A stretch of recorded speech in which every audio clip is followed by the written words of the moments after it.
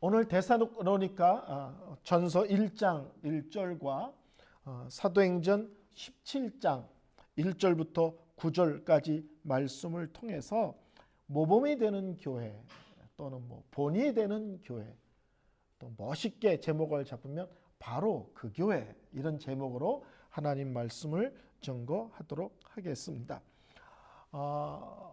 바울이 서신서를 13권을 썼습니다. 그래서 바울 서신은 몇 권이냐? 그러면 13권입니다. 그 13권 중에 가장 먼저 쓴 서신이 뭐냐라고 물어보면 데살로니가 전서가 바울 서신 13권 중에서 가장 먼저 쓰여진 순서입니다. 우리가 바울 서신을 읽어보면 로마서부터 해서 쭉 해서 빌레몬서까지 읽잖아요. 이 순서를 어떻게 정하신 것 같습니까? 순서를. 가끔 우리가 이런 질문할 때 성경의 순서를 어떻게 정했습니까? 그러면 되게 심오한 답이 나와야 될 것 같잖아요. 쉽게 말씀드릴게요. 바울 서신의 순서를 어떻게 정한 거냐면요, 성경의 길이 순서대로 정한 겁니다. 로마서가 가장 길어서 맨 앞에 온 거고요, 빌레몬서가 가장 짧아서 맨 뒤에 온 겁니다.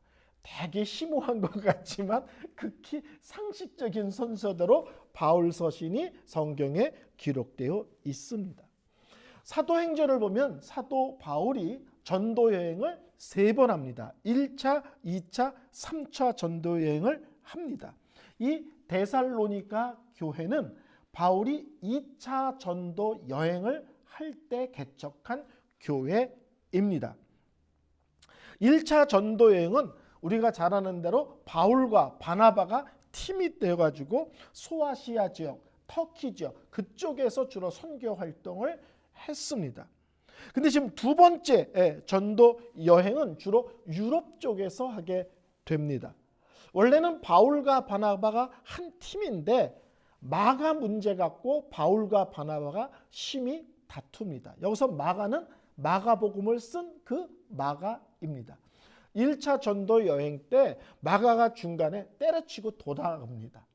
그래서 2차 전도 여행 때 바나바가 마가를 데리고 가자 그러니까 꼬장꼬장한 바울이 벌써 1차 전도 여행 때 힘들다, 어렵다 그러면서 돌아가면 두 번째 또 때려치고 도망갈 확률이 많다.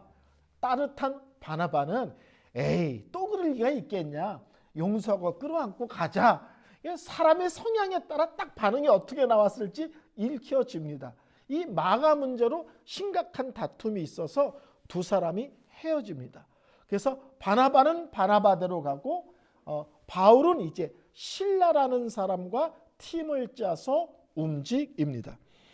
그러다가 루스드라라는 곳에서 디모데가 합류하고요. 그 다음에 드로아에서 누가복음을 쓴 그 누가라는 사람이 합류합니다. 바울, 실라 또는 실로아노라고도 부르기도 합니다. 실라, 그 다음에 디모데, 그 다음에 누가복음을 쓴 누가, 이 4명이 2차 전도 여행 때 하나의 팀이 돼서 같이 다니게 됩니다. 바울이 빌립보에서 복음을 전하다가 큰 어려움을 겪었죠. 감옥에도 갇히고 하는 문제. 그러다가 데살로니가로 갑니다. 데살로니가도 문제가 돼서 베레아로 갔다가 아덴으로 옮겨갑니다. 근데 그 아덴에서 바울이 디모데를 데살로니가 교회로 보냅니다. 왜냐하면 교회가 개척된 지 얼마 안 되는데 유대인들이 난리를 치니까 이 교회가 제대로 잘 있는지, 성도들이 너무 힘들어하지는 않는지 교회 형편이 걱정돼서 디모데를 보냅니다. 그리고 바울은 고린도로 옮겨갑니다. 그리고 고린도에 있을 때 디모데가 와서 데살로니가 교회가 요새 어떻게 지내는지를 보고합니다. 그 얘기를 듣고 쓴 편지가 디모데 전서고요. 그리고 약 6개월 뒤에 다시 쓴 편지가 디모데 후서입니다. 대각 이제 디모데서를 기록한 흐름을 보면 이 정도가 됩니다. 데살로니가는 마케도니아 지방의 수도로서 인구가 한 20만 명 정도 되는 그 당시에는 대도시고 또 항구 도시입니다. 근데 놀랍게도 이 데살로니가 교회를 얘기할 때 많이 나오는 말이 모범적인 교회, 본이 되는 교회, 주위에 많은 선한 영향력을 주는 교회다라고 평을 듣는 것이 데살로니가 교회입니다. 성도 여러분, 어떤 교회가 참 좋은 교회다, 참 모범이 된다는 말은 흠도 티도 없다 이런 뜻 아닙니다. 이 세상에 교회가 어떻게 흠도 티도 없겠어요. 여러분 그 유명한 얘기 들어보셨습니까? 어떤 청년이 목사님에게 찾아와서 이 동네에 가장 완벽한 교회가 있으면 소개시켜달라, 나 그 교회 다니고 싶다 그랬더니 목사님이 말리셨대잖아요. 그 완벽한 교회 가지 말라고. 왜요? 그랬더니 네가 가면 완벽이 깨지잖아 그랬다는 거예요. 완벽한 교회 가서 신앙생활하면 좋을 것 같지만 자기 자신이 문제가 많은데 가면 다른 사람이 아니라 나 때문에 문제가 생기는데, 이 세상에 완벽한 교회는 없습니다. 장점이 있고 단점이 있는데 좋은 교회라는 것은 단점의 수준이 다른 거고요. 좋은 교회라는 것은 그 단점을 잘 극복한다는 거고요. 좋은 교회라는 것은 문제가 있을 때 믿음 안에서 은혜 안에서 잘 수습해 간다는 거지 문제가 없는 교회는 없습니다. 근데 대부분의 교회는 어디서 깨지냐면 참 남들이 봐도 말이 된다 하는 문제 갖고 다투지 않고 되게 유치한 것으로 교회가 깨지고 다툽니다. 유명한 얘기들이 있습니다. 피아노 위치 때문에 교회 깨진 얘기 들어보셨죠? 피아노를 이쪽에다 놔느냐 저쪽에다 놔느냐 갖고 싸웠다는 거예요. 교회가요. 또 교회가 리모델링을 하는데 카펫을 하는데 빨간색으로 하자는 쪽과 파란색으로 하자는 것 때문에 교회가 깨졌다는 거예요. 빨간 카페트파와 파란 카페트파로. 빨간 카페트파는 예수의 보혈을 상징하니까 교회는 빨개 해야 된다 그러고, 예수가 부활 승천하고 우리의 천국의 소망을 줬으니까 파란색 카페트로 소망을 알려야 된다고. 카펫을 갖고 영적인 의미를 부여해서 교회가 깨졌습니다.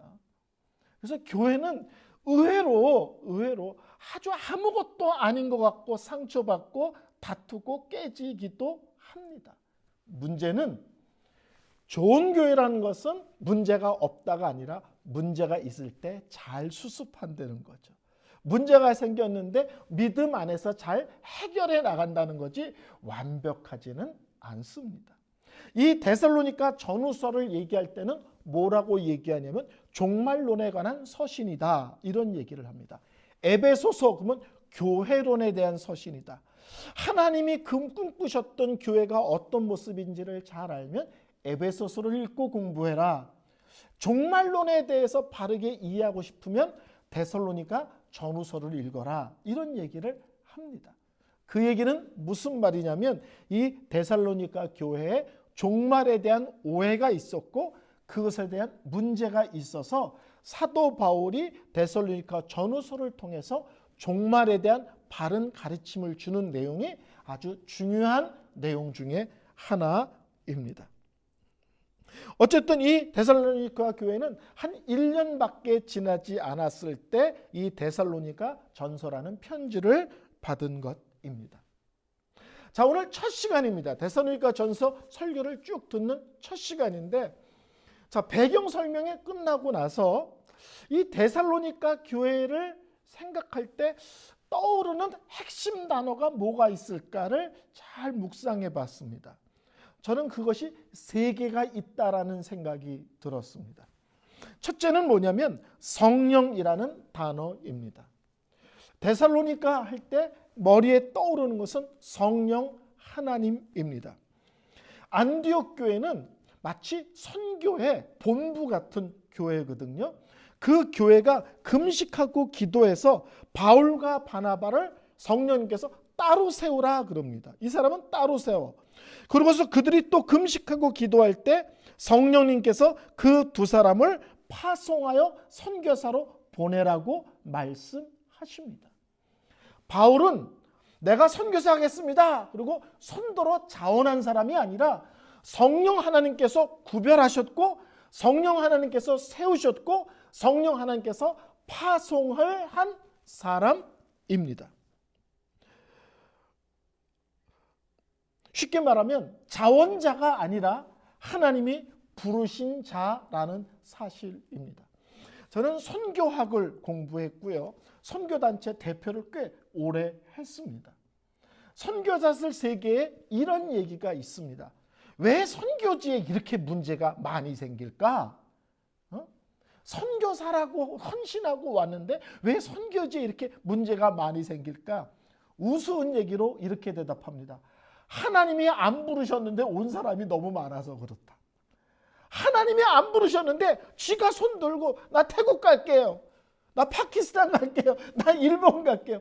부르시지도 않은 사람이 부르시지도 않은 데서 뭘 하겠다고 하니까 자꾸 사고가 나는 거 아니냐.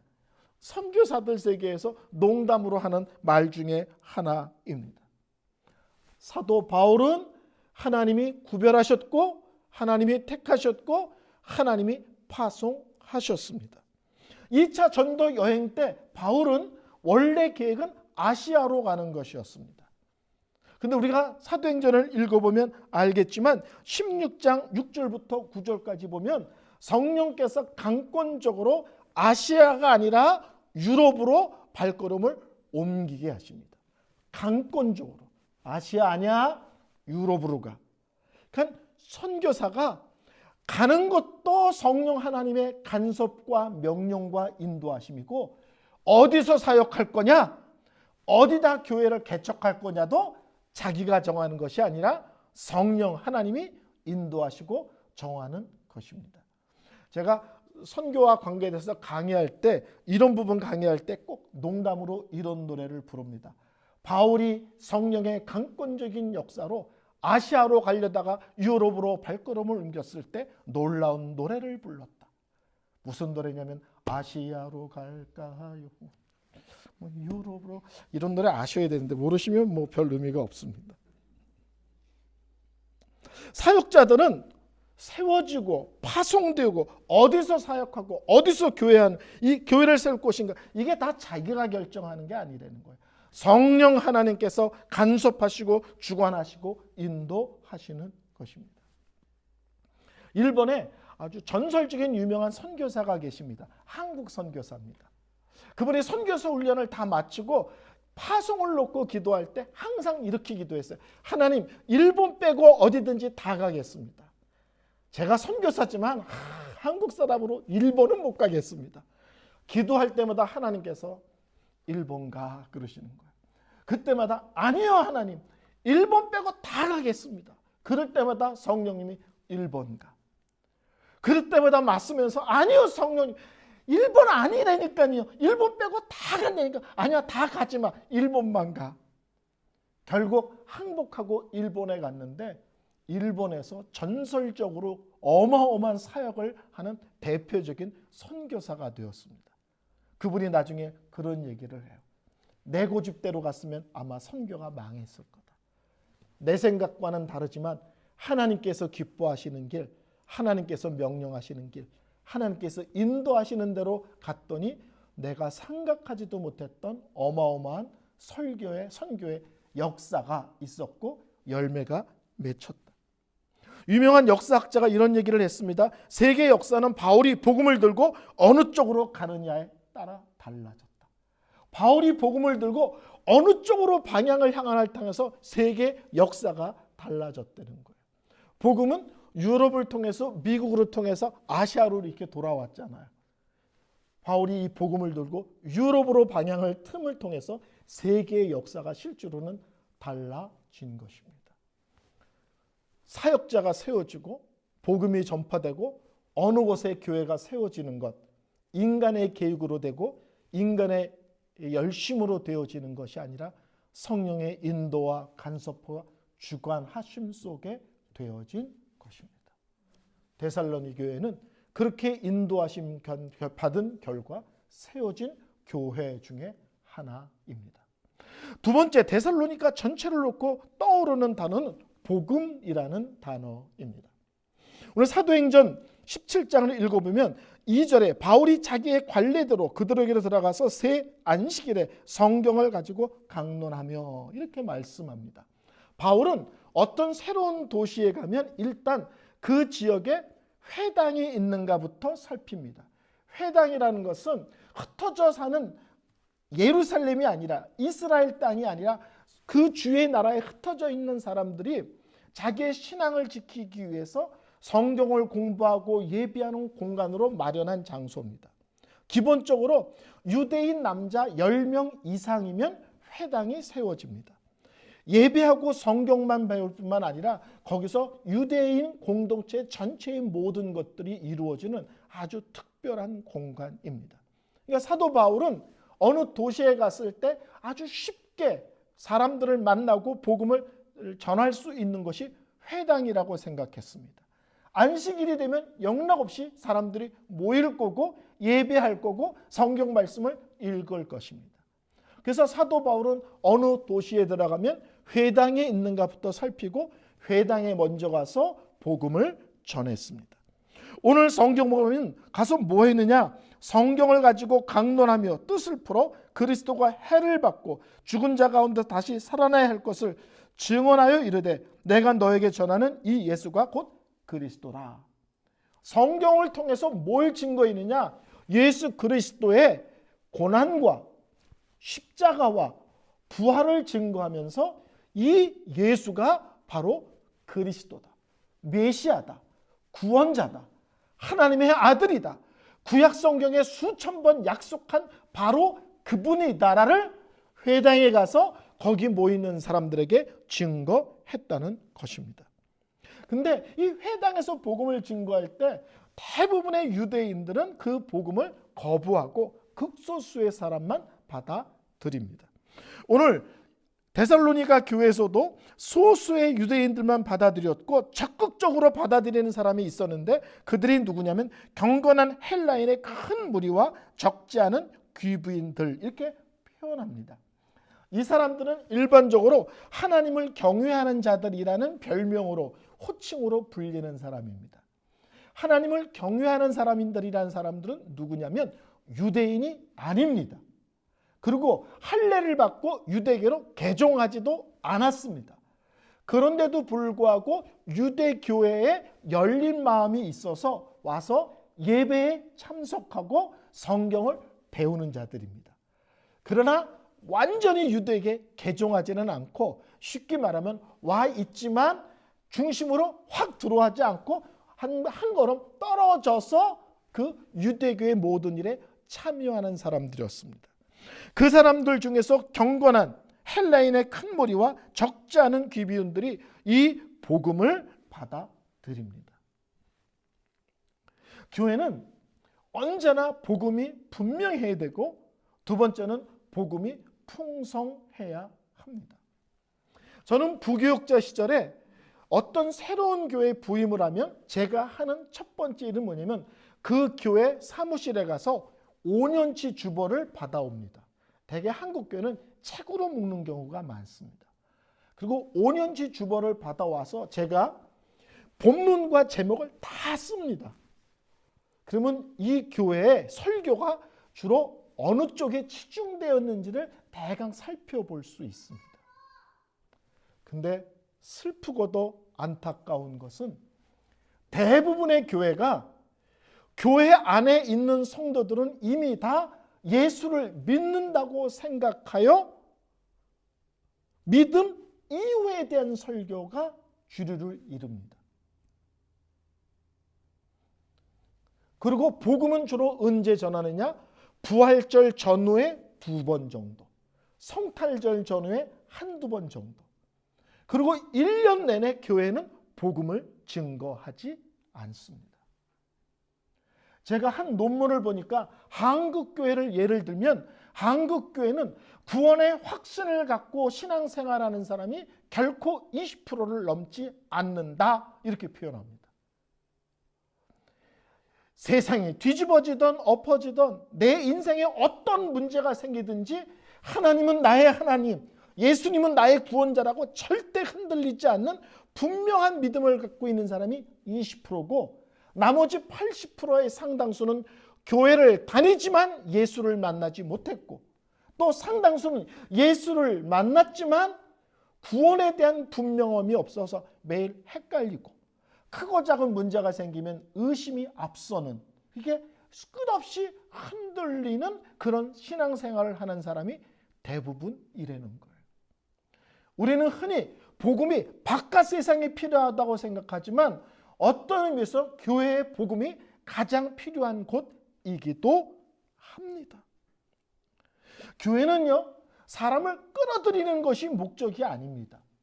사람을 막 그냥 온갖 수단 방법을 가리지 않고 온갖 이벤트를 하고 행사를 해서 사람을 막 끌어들이기만 하면 되는 건가요?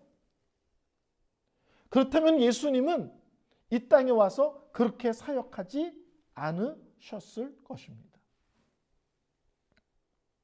바른 복음이 전파되고 그 복음을 듣고 변화된 사람들에 의하여 교회는 세워져 가야 합니다. 아멘. 복음을 듣고 변해야 되고 그 변해된 사람들을 통해서 하나님의 교회가 세워져 가야 되고 다듬어져 가야 되고 영적으로 깊어져야 됩니다. 많이 모여서 으쌰 하는 것이 핵심이 아니라 이 교회는 복음이 있는가? 이 교회는 복음이 분명한가? 이 교회는 복음이 풍성한가? 이 교회에 오면 이 교회는 아주 자연스럽게 그리고 수시로 예수와 그 십자가와 부활에 대한 메시지를 아주 자주 들을 수 있는 교회인가? 그리고 그 복음 때문에 변화된 사람들, 그 복음으로 변화되어 감사하며 감격하는 사람들에 의하여 공동체가 움직여지고 있고 나아가고 있는가? 이게 중심이고 핵심입니다. 기복주의 신앙 사람들 좋아합니다. 은사 자꾸 강조하면 좋아합니다. 신비주의, 내가 어저께 뭘 봤는데, 내가 어저께 뭘 들었는데 그러면서 그런 얘기 자꾸 하면 신비하고 대단하고 특별한 것 같죠. 세상적인 원리가 교회에 들어와서 자꾸 힘을 발휘하는 것. 근데 교회는 그런 것들을 거부해야 되고, 저는 이렇게 표현합니다. 사람들이 좀 불편한 요소가 있어야 된다. 불편한데도 교회에 오는 이유가 있어야지 내 입맛에 맞는 것만 다 맞춰주는 이 교회가 좋아. 이게 참된 신앙이 아니라고 생각을 합니다. 사람을 변화시키는 건 언제나 십자가에 피 묻은 복음이고요. 교회를 교회답게 하는 것도 예수의 십자가의 복음입니다. 데살로니가 교회는 3주에 걸쳐서 안식일마다 바울이 회당에 가서 복음을 증거했고 그 복음을 들은 사람들 중심으로 나와서 세워진 교회입니다. 그런 의미에서 데살로니가는 분명한 복음을 들었고 그 복음 위에 세워진 교회가 데살로니가 교회입니다. 우리 교회는 신약 한 권을 설교 다 하면 구약 성경 한 권 다 하고 구약 성경 한 권 다 하면 신약 성경으로 이렇게 옮겨옵니다. 그렇죠? 그래서 에베소서 하고 다니엘서 하고 다시 데살로니가서 하고, 제가 사복음서를도 설교할 날이 있겠지만 서신서로 자주 돌아오는 이유는, 특히 바울 서신으로 들어오는 이유는 복음을 우리 성도들이 주기적으로 듣게 하기 위해서고요. 1장부터 마지막 장까지 설교를 하는 이유는 십자가에 대한 설교를 어쩌다가 한 번 듣는 게 아니라 2달, 석 달, 넉 달 집중적으로 주기적으로 듣도록 하기 위해서입니다. 누가 여러분에게 사랑의 교회는 어떤 교회냐고 물어본다면 우리 교회는 복음이 분명한 교회, 복음이 풍성한 교회, 십자가 설교를 주기적으로 강다산에서 넘치게 설교해 주는 교회라고 여러분이 설명하셔야 됩니다. 목사의 인물이 좋다든지 이런 얘기 하셔도 안 됩니다. 우리 교회 자랑하면 우리 교회는 복음이 분명해. 우리 성도들은 거기에 대해서 기쁨으로 믿음으로 반응하는 교회야. 이것이 우리 교회의 자랑거리여야 합니다. 세 번째, 데살로니가 교회 하면 떠오르는 것은 고난입니다. 데살로니가 교회는 세워지자마자 바로 핍박을 받았습니다. 바울이 그 도시에 가서 석 달 정도 머물렀는데 막강한 영향력을 끼칩니다. 사람들이 자꾸 몰려오니까. 근데 유대인들이 시기 질투하고 그 꼴을 보지 못하죠. 무엇보다도 유대인들은 예수를 구원자라고 인정하지 않는데 예수가 구원자라고 외치는 그 꼴을 유대인들은 볼 수가 없습니다.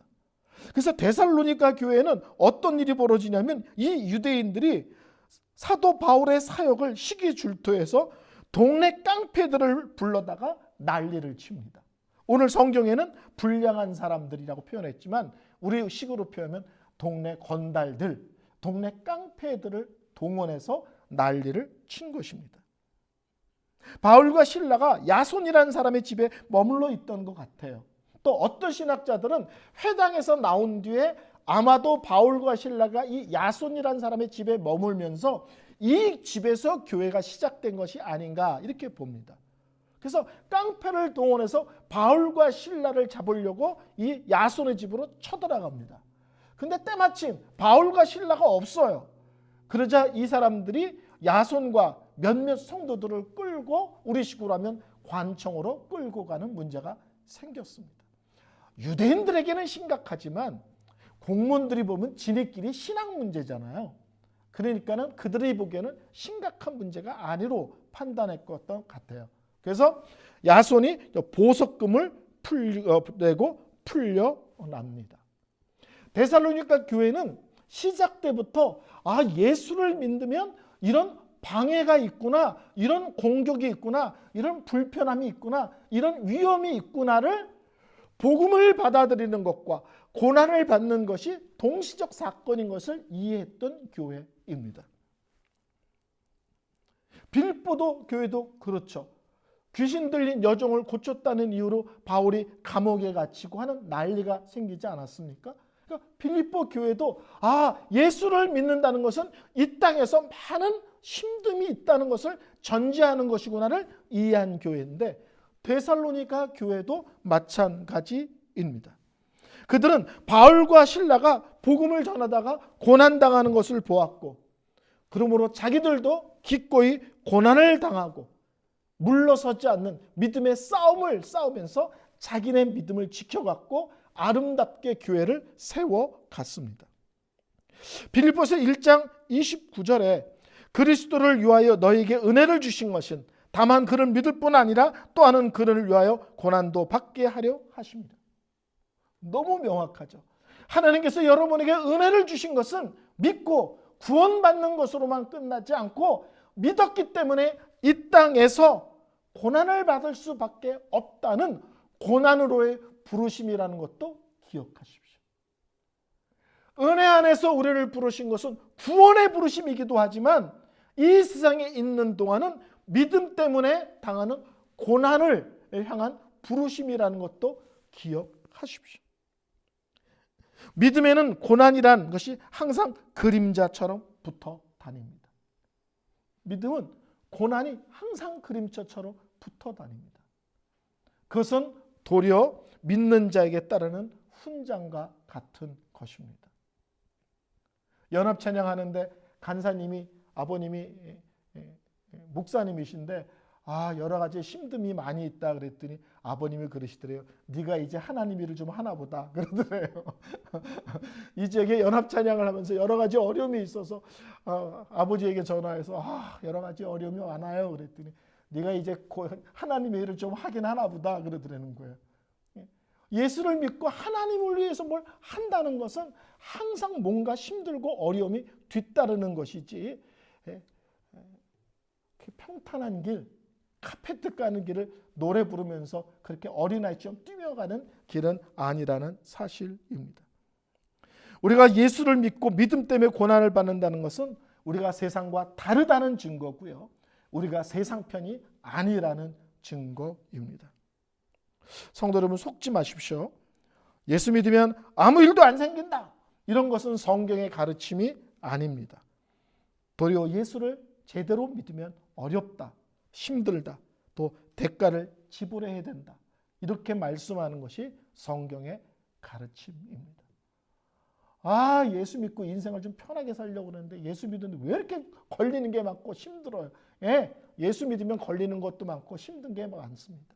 그리고 그것이 성경의 가르침입니다. 아, 그러면 거길 왜 가요? 왜 가긴 왜 가요? 이게 영생의 길이니까 가고, 이게 생명의 길이니까 가고, 이게 진리의 길이니까 가고, 이게 거룩한 길이기 때문에 가는 것입니다. 쉬어서 가는 게 아니고 이 길이 참 길이고 이 길이 영생의 길이기 때문에 어떤 대가를 지불하고도 가는 것입니다. 설교를 결론 내리겠습니다. 사도 바울은 데살로니가 교회에서 약 3번 안식일 날 회당에서 복음을 전했고요. 그 이후에 회당에서 나와서 자기를 따르는 사람들 중심으로 약 한 석 달 정도 데살로니가 지역에 머물면서 교회를 세워간 걸로 봅니다. 그리고 이 데살로니가 전서는 이제 한 1년 정도 지났을 때 디모데를 통해서 성도들이 많은 어려움이 있지만 그래도 참 신앙생활을 잘한다는 이야기를 듣고 거기에 대한 답으로 바울이 보낸 편지입니다. 데살로니가 교회는 시작된 지 1년밖에 안 됐고 많은 고난과 어려움이 있었는데 놀랍게도 본이 되는 교회, 칭찬받는 교회, 주위의 많은 사람들에게 선한 영향력을 끼치는 교회라는 평을 들었던 참 아름다운 교회입니다. 교회는 크냐의 싸움이 아닙니다. 크냐의 싸움이 아니라 분명한 복음이 증거되느냐, 그리고 그 복음으로 변화된 사람들의 아름다운 고백과 삶의 열매가 있느냐, 그리고 그 변화된 사람들이 피차 사랑으로 섬기면서 이 땅에 하나님의 아름다운 교회를 함께 세워가고 있느냐, 이것이 교회가 참이냐 아니냐를 따지는 것입니다. 우리 교회는 참 작은 교회입니다. 그러나 믿음에 있어서는, 하나님을 향한 헌신과 충성에 있어서는, 그리고 나 자신을 돌아보며 점검하고 하나님 앞에 바로 세우는 이런 거룩의 싸움에 있어서는 결코 작은 교회가 되기를 원치 않습니다. 우리가 데살로니가 말씀을 통해서 한번 이렇게 세워진 지 얼마 안 되는 교회가 어떻게 아름다운 모습을 지녔는지 함께 말씀을 듣고 함께 배워가고 또 담기를 소원합니다.